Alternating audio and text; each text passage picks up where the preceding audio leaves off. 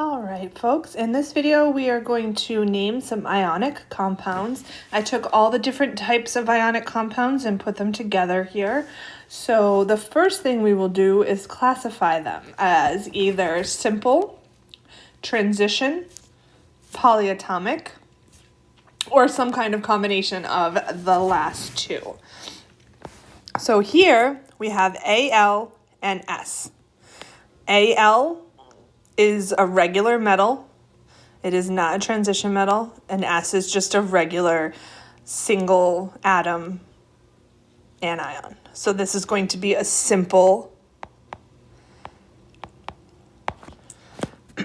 naming. So once we know that, we just look up Al on the periodic table and we write down that element name. Then we take S, we look that up, it's sulfur, and because it's the second word, we're going to replace the ending with IDE, so we end up with sulfide. Keep in mind you don't need Roman numerals here because aluminum is not a transition metal. You only need Roman numerals when you have a transition metal. So next one. FeNO33. We have Fe, which is a transition metal. If you look on your periodic table, it is in the middle of the periodic table. So Fe is right here. That is a transition metal. So we have transition. And we also have NO3, which is nitrate. Okay, so that is a polyatomic.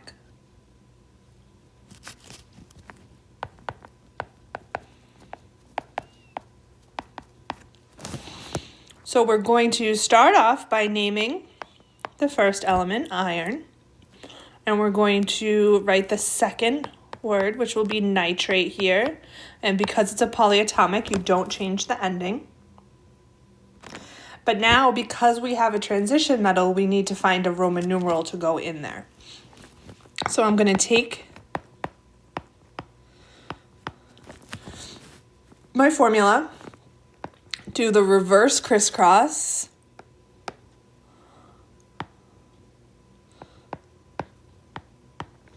so we have Fe3 and then NO3, 1.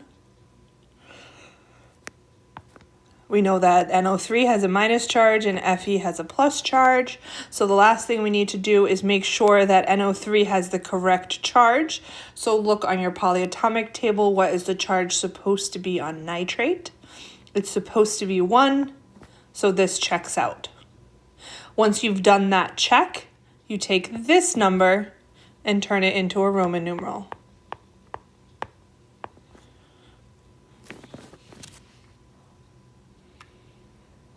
Okay, and if that wasn't totally clear, that's okay. We're going to do another one. So here we have Ti, which is titanium, and that's also a transition metal.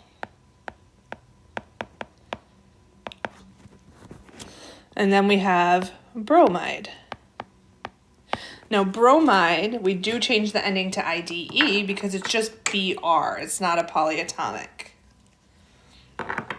So now we need to figure out the Roman numerals, so we do the same thing we did up here. So let's go over that again. We start with our formula, and we do the reverse crisscross. So Ti has a 3 plus charge, Br has 1 minus. Then you need to make sure that Br has the correct charge. Okay, so you always check the anion.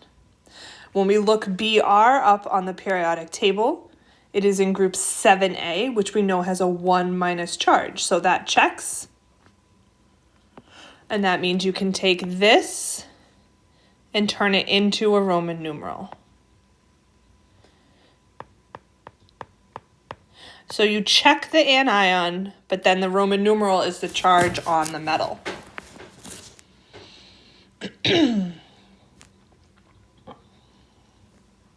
Let's try another one. Here we have copper, which is transition. And then we have P, which is not anything special. It's just a regular element. So we have copper, phosphide,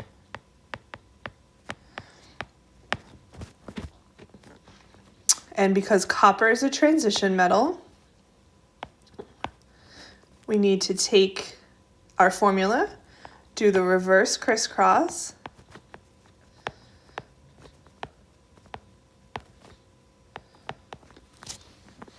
we then look up phosphorus or phosphide ion on the periodic table, make sure it has the correct charge. It does, it's a 3- charge. So that means this copper 1 phosphide.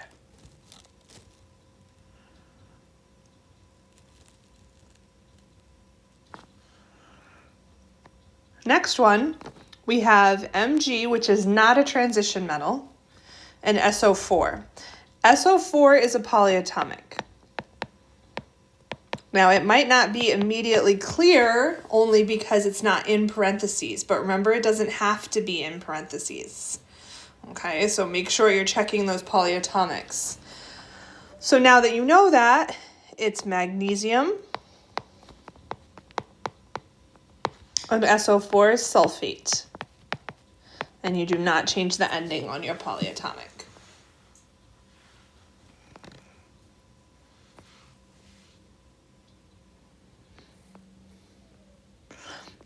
So now we're going to go the other way. Give you the name, you're going to write the formula. So chromium is a transition metal. So we look to the Roman numeral to figure out the charge. That Roman numeral is 6, so we write 6 plus. Phosphate is a polyatomic. PO4 3-, get that right off your polyatomic chart. We then crisscross, and you get Cr3, and then PO4 6. Remember to put the whole polyatomic, including the subscript, in parentheses if there's ever anything outside of it. So the last thing you need to do here is reduce. So you always have to reduce the subscripts if possible. The polyatomic doesn't apply to that. The polyatomic has to stay the way it is. But here we have a 3 and a 6. So we can reduce that, and we can reduce that so that we have Cr1, which we don't write, PO4 2. So this is going to be our final formula.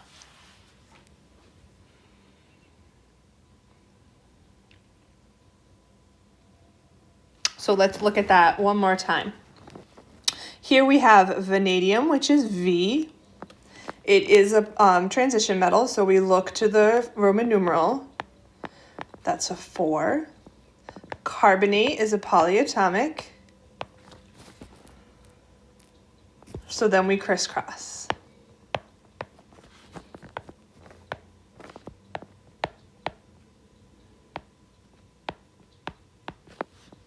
And here we also can reduce again because we have 2 and 4. So we will write this as VCO3 2.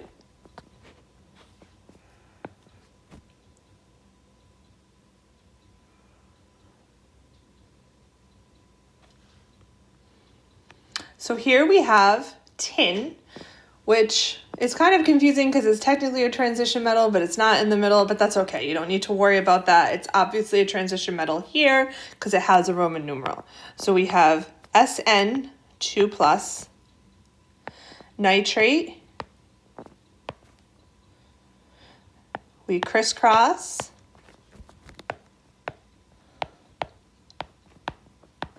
and there's nothing to reduce because there's just a 1 on the other side.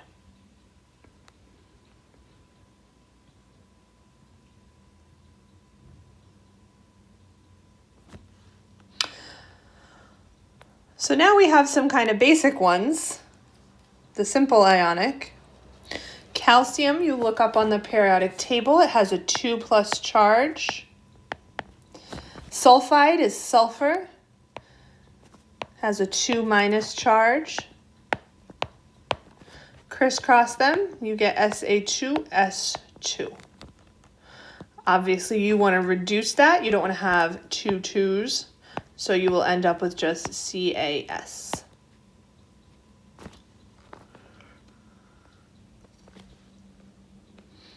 And then our last one here is potassium nitride. K has a +1 charge. Nitrogen has a 3- charge. Now, some people might get confused and think this is the polyatomic. A lot of people think nitride ends up being a polyatomic. It's not, okay? Make sure you check that polyatomic list. It needs to be exactly right. So it's not, which means it must be nitrogen. We crisscross, and we get K3N. And that's it for ionic compounds.